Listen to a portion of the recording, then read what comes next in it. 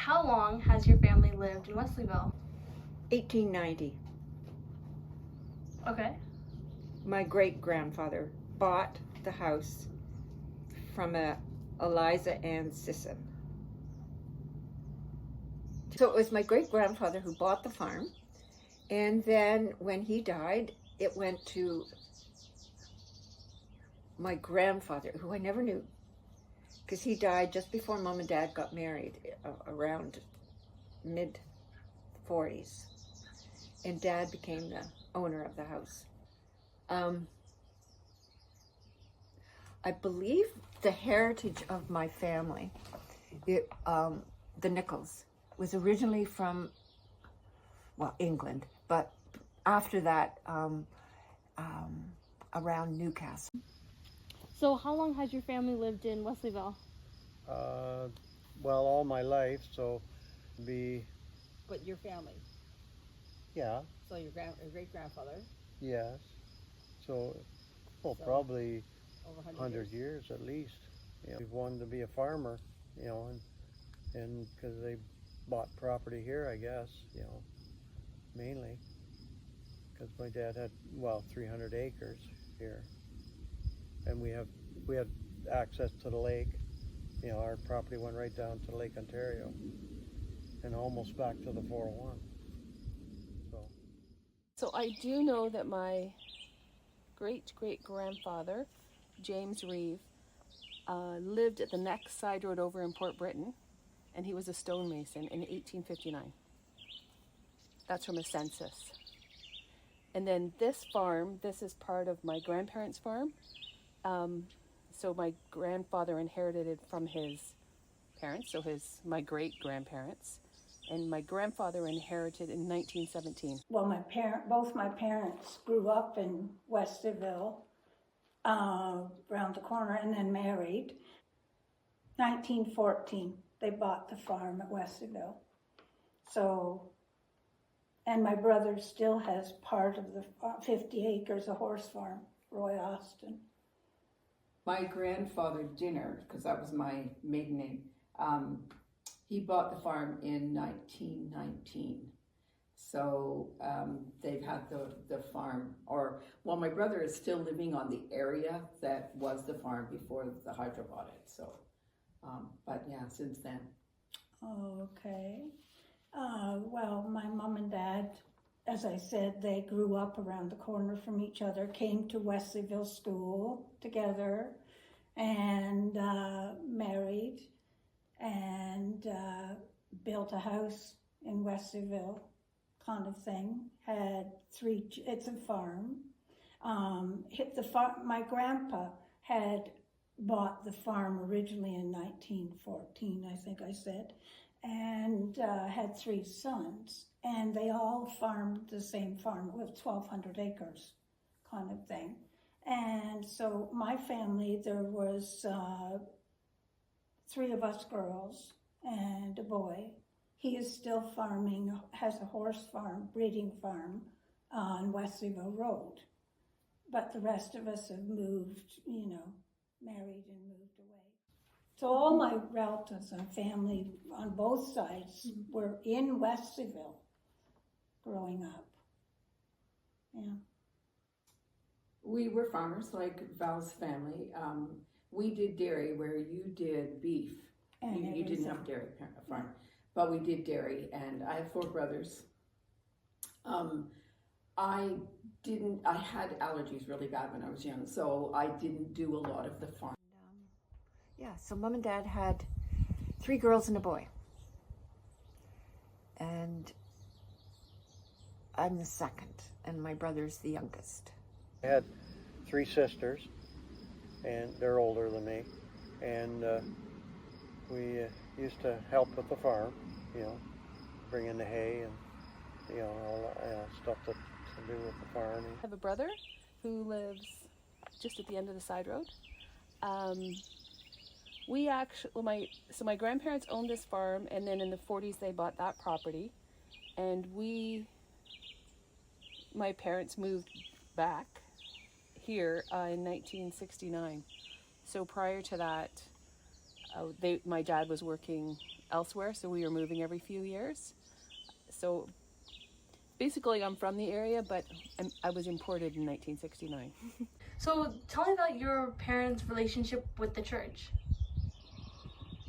Well, I remember, especially when I was a kid, yeah, they would go every Sunday, and it wasn't until they got older, I think, that they didn't go every Sunday. But then that was when the Wesleyville church closed, and they would go to Welcome, because that was the church to go to. Mom would play the organ sometimes, but Mrs. Reeve was the main organist. About Boy Scouts here at the church? Yeah. There's always something going on at the church, family events and stuff, whatever else. Yeah, we had strawberry socials and, you know, turkey dinners and stuff like that, yeah. Because I used to go to this church all the time, you know, every Sunday. Mostly with my parents, but Always with your parents. yeah. Yeah, like and even with the church, everybody volunteered their time. I mean, we had Mrs. Reeve. She was there for 50 years as organist. And I mean, basically she got paid with an honorarium gift at Christmas. You know, that was just what you did. You know?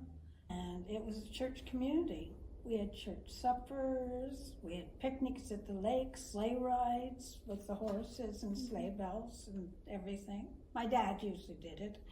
And tobogganing on the big hills, skating, swimming in Lake Ontario, family Christmases, weddings. We went everywhere together as a community. We just, you know. Yeah, and you have down there the suppers. Every year we would have a strawberry supper and a turkey supper. Yeah. And they were basically fundraisers to get money for the church. What was it like growing up in Wesleyville? Valerie Austin lived right next door.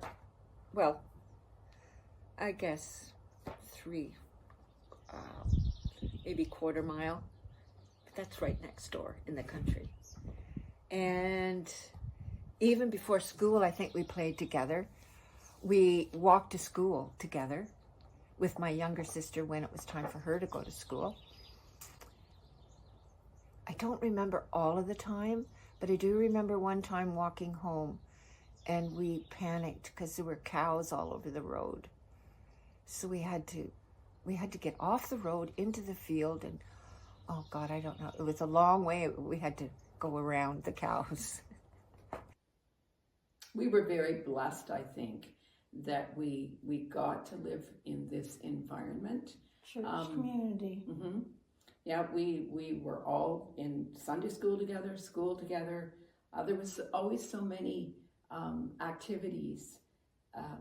I mean, when you were in school, if there was Halloween, you always had a party, didn't you? Yeah. And for Christmas, you always had a concert. And it was a big deal to get ready for those concerts, wasn't it? Oh my gosh, yes. Yeah, a lot of stuff went into that, and they were probably. You mentioned what was your favorite memory. I don't have a favorite, but these all combine into the favorite parts of my growing up here was just being able to do that. We went skating. There was a pond just up the road from school. Every days we went skating. Mm-hmm. We went tobogganing. There's big hills up there. We went. Oh yeah. So my favorite was my family had horses, everything, and we would take the community for a sleigh ride in the winter with the sleigh bells and the horses, and we'd go all through Wesleyville, and then we'd come back to a house and have hot chocolate after. It was so much fun. There was so much participation. Yeah. Like it's different now. It's like there's so much other things people have to do that it's harder to find the time to participate and do stuff that you'd like to do. And it was just a part of our life back then. It's actually probably sometimes we took our horses down and swam in the lake. That was a pretty cool experience, riding a horse in the lake and swimming. That's pretty neat. Yeah. The Wesleyville school here and this church, you know, for all 8 grades, you know. And we used to, because I just lived up the road, I could just walk down, hey. But some of my neighbors had to walk like couple miles or more, you know, to get here to the school, Tell them, especially in the winter. I guess you could tell them about. But yeah, shortly after that they closed. Oh well, I was the last one to go to that school, and then they closed it. Okay. So, what was life like growing up in the area? Well, I've really enjoyed my childhood. We actually lived in Port Britain, which is just to the east, 5 or 6 miles. And I went to the Port Britain school, not the Wesleyville school. So, but all along Lakeshore Road, it was, when I grew up, it was a gravel road. And then when I was in grade probably 3 or 4, they paved it. And there were farms all along the road. And it was just a fun community to grow up in, let's put it that way. One of the interesting things back then, there was the telephone, everyone was on the same line. So there were 26 people on the party line. So everybody knew everybody else's business, so to speak. Oh. That's funny. They used to plug in. I assume that's lines. what they used, wherever the switchboard was. Yeah. It was in Welcome, I believe. It was a 705 number, sorry, 753 number. Like Port Hope was TU 885, and then Welcome and down to the Lakeshore here was in the 753. Like Catherine's in 753. Oh. And then at some point in the 70s, they changed this section. They had it joined into Port Hope Exchange. Became 885. How long has your family lived in the area, and what's your family's history of the area? Okay, so we've lived here for decades. My father's family came here as United Empire Loyalists back around 1800 into Port Hope.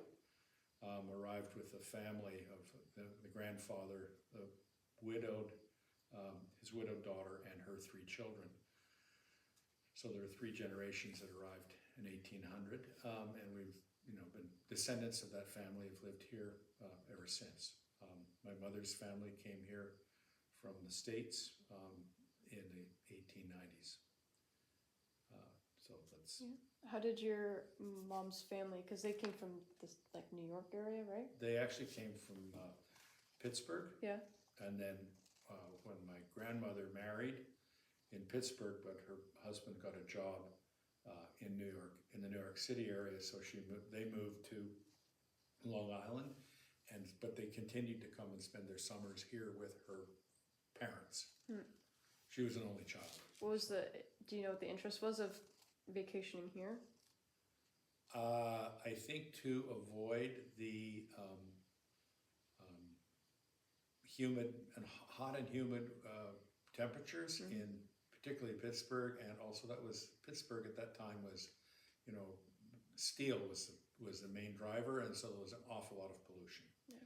In fact, my grandmother would tell stories of not realizing that snow was white until she was 3 or 4 and went out in the winter beyond the city limits and saw white snow, because in the city it was always gray because of the soot coming from all the industry, steel making industry. Yeah, because I was gonna say, because I heard that they would vacation here, and I was just like, I didn't know the interest, because at the time, Coburg too, back then, had so many hotels around Victoria Park, because so many families from the States would come and vacation up here. Yeah. Yes, that's would. Interesting. Yeah. And they were part of that, except my great grandfather enjoyed Port Hope more than Coburg. So when he bought a place, he bought it in Port Hope, which, when you think about it, we drive back and forth all the time in our current time frame. Don't think about it twice. But if you lived in Port Hope and you had friends coming up from the States, he would say that there wasn't suitable accommodation in Port Hope, so you'd have to stay at a hotel in Coburg. And then if they came to visit with you for lunch, you'd invite them for lunch, they'd either take the train over and then the train back, or they'd hire a carriage and it'd be a 1.5 hour ride from Coburg. So your friends could come up for a week, but you only would see them 2 or 3 times because he was at that age. He was kind of Oh, standoffish. But wow. How did your parents meet? just through things that teenagers do, playing tennis. She met him when she was vacationing here? Yeah, she met my father, Oh. who was from Port Hope, while they were up for the summer playing tennis. It's crazy to think, like, if her family didn't vacation here, Yes. yeah, Yeah. everything works out. Yeah. Okay. How is the area different today from when you grew up? Oh, it's completely different. I mean,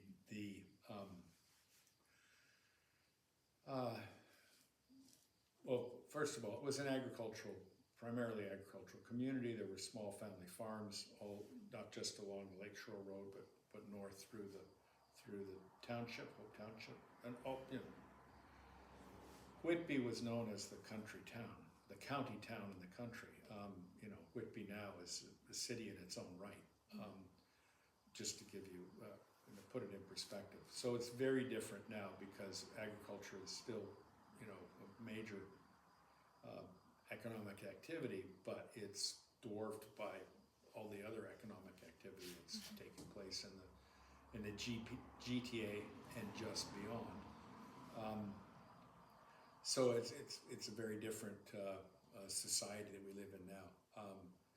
And then, of course, the presence of Ontario Hydro, now OPG, purchasing this land in the late 60s, early 70s for the purpose of building, a generating station, or 2 actually.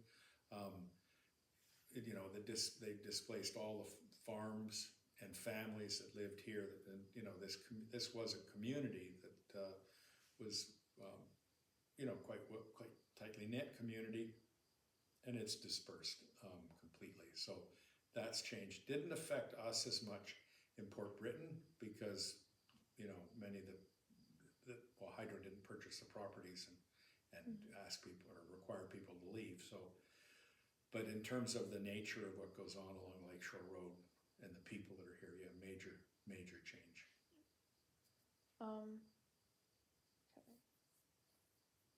Okay, well, ties into the next question. How did OPG impact?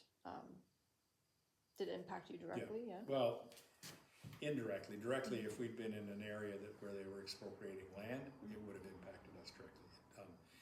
It didn't impact us directly in that sense, because our family still owns. My parents' house is still there down the road. My sister lives in it, but it did impact us just because it changed the nature of the community along here. Okay. How did you get started with the Friends of Wesleyville, and what is your current involvement with the organization? My wife and I have been members of Friends of Wesleyville for a number of years.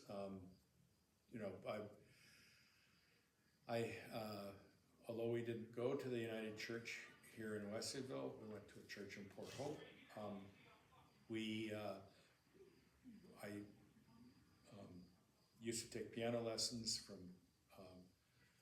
Mrs. Nichols, and she would have the recitals here in the church. So I'd come to the church and attempt to play the piano. That's the best way to put it. And also we would come to the strawberry festivals and eat lots of strawberries, and play with the kids outside, and which was great fun. I really enjoyed those. And then one year they actually had a fowl supper in the fall, so it was turkey. It always struck me as strange that the term of fowl supper, but it was because it was birds as opposed to other forms of meat. So, but I really enjoyed it, and so I have fond memories of eating lots of strawberries. Strawberries, lots of sugar and cream, and other things, hams, potato salad, and we'd eat in the basement. They'd have long tables set out, and the wives of local area farmers would be working in what's now called the loft, and the downstairs the loft, where the food would be the servery, serving as a servery. And then when you were waiting for the next sitting, you'd be sitting upstairs in the church in the pews. So it was a lot of fun. And then when we were finished our meal, inevitably the people, you know, who were, you know, our age, being in you know, going to one of these schools, either Wesleyville or Port Britain, would play on the grounds outside. So till it was time to go home. So it was a lot of fun. Okay, what are your goals for Friends of Wesleyville? The reason I got involved with the Friends of Wesleyville is really after the fire at the church building, to see if I could, you know, help move it along and get the restoration underway and complete. And I'm pleased to say we've started on the Y House. So it's I think it just needed a little, you know, the Friends of Wesleyville Village have done an amazing job of raising funds, but it was just getting all the pieces in place so that the work could start. And we've started it, so hopefully it just keeps rolling. But it's not, you know, it's not like rolling downhill. It's you're constantly pushing the rock up a grade. So, but you know. Okay, how'd your mother get involved with the area, and what were some of her initiatives? And just talk, I guess, about that. Well, Mom, initially she got involved because she and Dad married, and they decided to live in Port Britain in a house that Dad's father owned. And so that's when she came into the community, and that would have been in the summer of, or fall of 1949, which was the year they got married. And so then she started getting involved with the local community. And I know that I remember, because I'm the oldest of the 4 children, and so I would, you know, go with my mother when I was a preschooler to the various activities that were going on for in the community that women would go to, like Women's Institute meetings, because then she didn't have to have a babysitter, and also it was a community of quilters here, and I don't know how many quilts they would quilt in a year, but they did alphabet quilts for you know, babies that arrived here, with B being the, you know, A, B, C, and B being your birthday, and whatever your birthday was in that square. But they also did a number of quilts for charity, and I don't know what charity they went to, but they would be quilting, I would say, probably on average at least one a month, if not more. And they had a frame they'd set up, and somebody would set it up in their living room, and the frame, and then women get around and quilt, and then as they started to get too far, they'd turn the boards of the frame in so that it got to a smaller and smaller as they quilted to the center of the quilt. And they'd mark out where they were going to stitch it with various patterns that they had cut out in cardboard, so that they all knew where to quilt. And my mother said that you could, when you know, because they sort of have quilting every afternoon, and then whoever was hosting it would serve tea, which was the part I always liked the most because it had sweet cookies and tarts and whatever. But she said that you could tell who had worked around the part that she was quilting on, because she could recognize their stitching, because different people stitch slightly differently. My job as a preschooler was when all the quilt would sag into the middle, and so their erasers and everything, thimbles and stuff would end up going into the middle of the quilt. So I'd be asked to go underneath the quilt at age 4 or 5 and hit the bottom of the quilt and bounce everything back out to the edge so they could get their thimbles and thread, everything. So so Mom got involved in that. I'm going on a little bit at length about that, but that's, you know, memories from before I started school.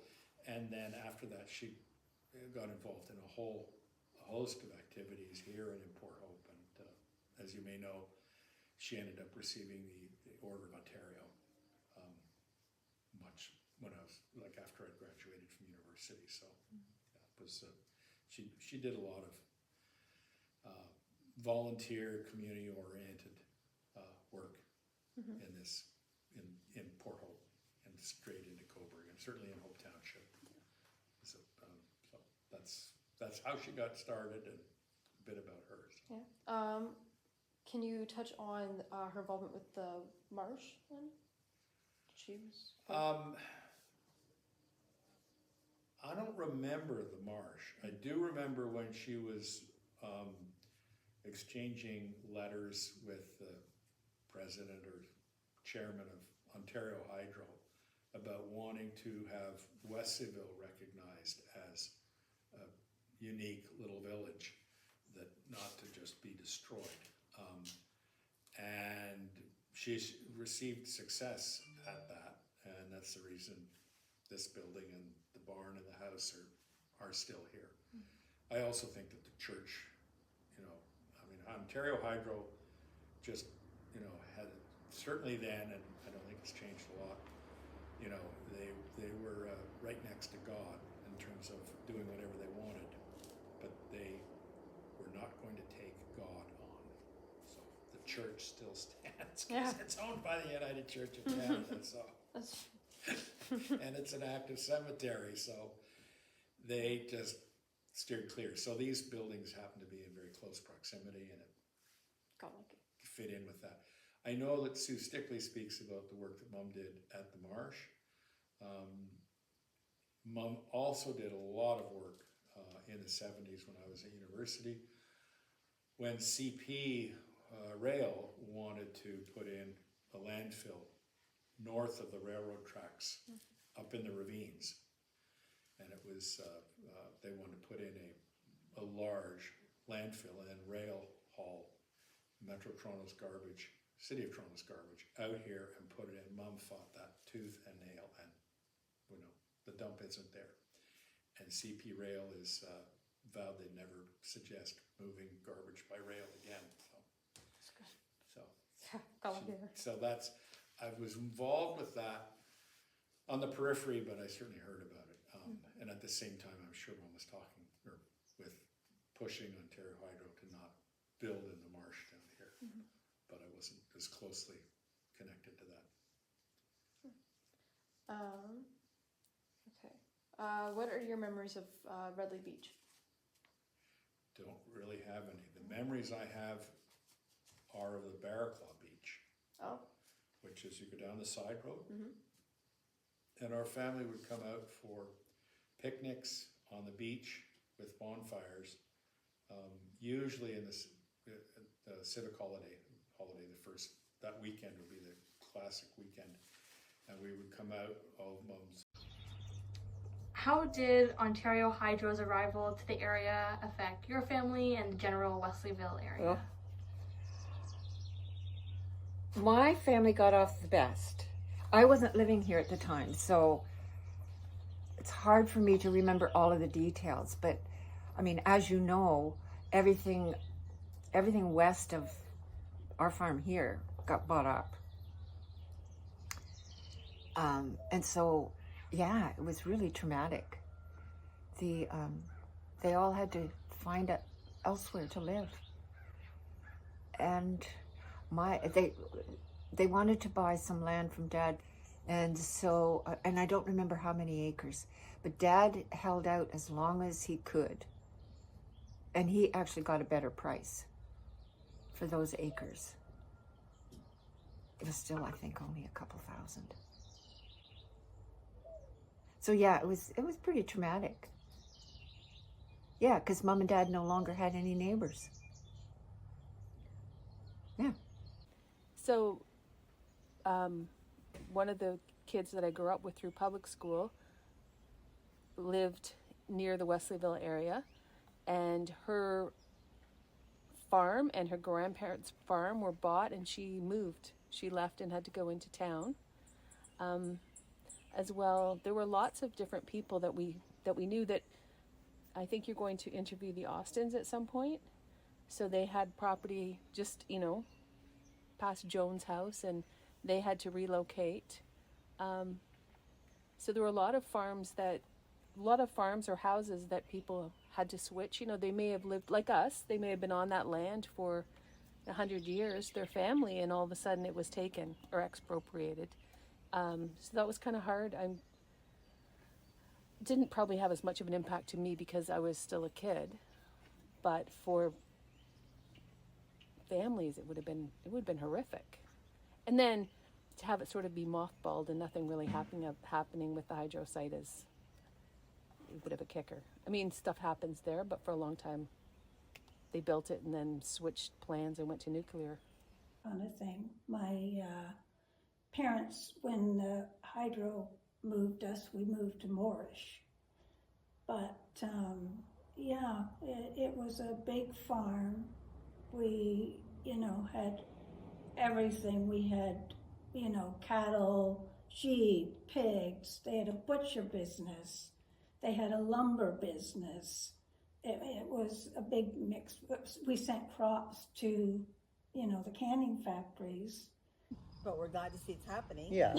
We want to see the church get back to normal, and we want Yeah, to be able because to we use used the to church come again. down here, even in the winter for, they'd have things going on, and Yeah. We sing songs or whatever, and, stuff, right? And, we used to like coming down here for Christmas, and then they had the Halloween thing, and of course the Easter egg hunt. It didn't happen this year. This year. It was a real shame that anyone vandalized that church. My parents were actually married in that church, and my grandmother was the organist at the church. And then when it closed in, 60-something, she went to Welcome Church and continued to play the piano and organ for services there. And I remember coming, we must have come to visit and going to Sunday school in the basement. Like you went around the side and went downstairs into a basement. I remember doing that a couple of times as a kid. So, and I think that gave a real sense of a small community for people. Like my grandmother would walk to church sometimes, which it's only 4 kilometers.